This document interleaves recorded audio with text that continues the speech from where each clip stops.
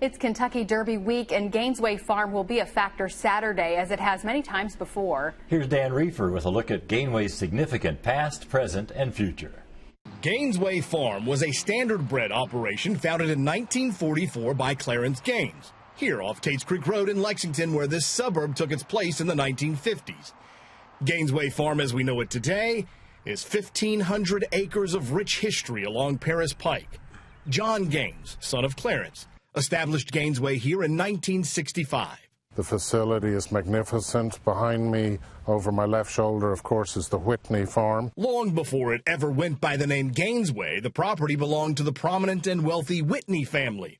Gainesway General Manager Neil Howard says you can feel the history here. You do, because you go by, there's a couple of cemeteries on the farm. Only 3 fillies have ever won the Kentucky Derby, and 2 of them are buried here. Winning colors on the farm formerly known as Green Tree Stud, and Regret on the former C.V. Whitney farm. C.V. Whitney's widow, Mary Lou, still owns their home and 145 acres on this farm. C.V. Whitney sold half of his farm to John Gaines in 1965, planting Gainesway smack dab in the middle of the Whitney farm and the adjoining farm that C.V.'s cousin Jock owned, Green Tree Stud. Gainesway exploded into an operation that stood as many as 52 stallions at one time. Gaines had revolutionized the industry. Well, there's no question. He was able to look far in the future more than most people, with the stallions he brought over and established, and then with the Breeders' Cup. Gaines basically founded both the Breeders' Cup and the Kentucky Horse Park, and the barns he had built won awards for architecture.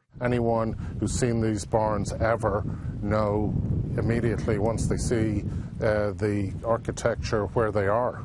And that's, people from all over the world come here to Gainesway. Queen Elizabeth visited twice. Between Gainesway and the Whitneys, the list of dignitaries is absurd. So what year did you start over here? Started here in 1966. Current Gainesway stallion manager Carl Buckler was 16 years old then. I'll give credit to John Gaines. He found a great owner, Graham Beck.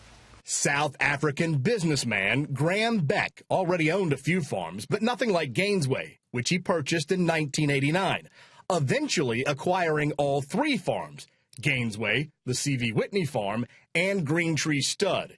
He entrusted his son Anthony to run it. Mrs. Rona Beck, Anthony's mother, was a driving force on the landscaping and the development of, the trees here and the planting. Gainesway is the only horse farm in the world with accreditation as an arboretum. We act as a satellite garden for the U.S. National Arboretum. And what's good for plants and trees is good for horses. Gainesway has excellent soil, and that shows through the horses and it shows through the plant material as well. This particular plot continues to deliver. Look no further than this year's Derby contenders for proof. Tappet this year has some top prospects. It's really great to see the UAE Derby winner, Lanny. Lonnie gets to you, change. Lonnie is one of 3 potential Derby starters sired by Tappet. As Mohaymen pulls away. Mohaymen is another. Tappet had a pair of sons square off in the Arkansas Derby, Cupid and Creator. It's Creator to win the Arkansas Derby. Cupid won't run in the Derby, but Creator will, giving Tappet a trio of colts in the run for the Roses. He just delivers, and I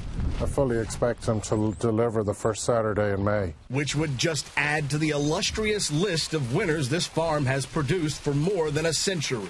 Our main goal is like everybody else's. Our main goal is to raise a Derby winner. Now, will you guys go? Oh, we'll be there. We'll be there rooting on the gray. That was Dan Reefer reporting. To learn more about Gainesway Farm and the excitement around the first Saturday in May, join us for a special show, Spirit of the Derby, this Friday at 10:30 during the second half of the Fox 56 10 o'clock news.